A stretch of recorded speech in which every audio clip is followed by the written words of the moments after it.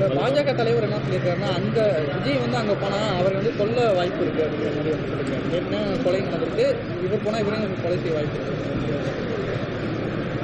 இல்லாத பொல்லாத கதைகளை கட்டுக்கதைகளை பேசுவதே அவரது வாடிக்கையாக இருக்கிறது. கற்பனையாகவும் யூகமாகவும் பல செய்திகளை அவர் பரப்புகிறார்.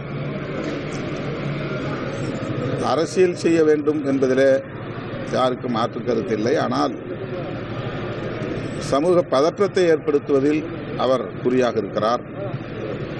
தமிழ்நாட்டை பொறுத்தவரையில் மாநில தலைவராக நயினார் நாகேந்திரன் அவர்கள் நியமிக்கப்பட்டு பல மாதங்கள் ஆகின்றன.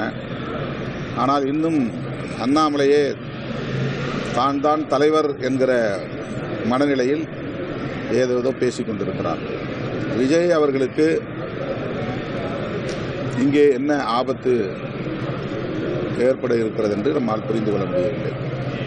அவர் மக்கள் செல்வாக்கோடு இயங்கக்கூடிய ஒரு தலைவராக இருக்கிற சூழலில் அவருடைய உயிருக்கு ஆபத்து விளைவிக்கக்கூடிய அளவுக்கு என்ன சூழல் இங்கே நிலவுகிறது, அண்ணாமலை தான் விளக்க வேண்டும்.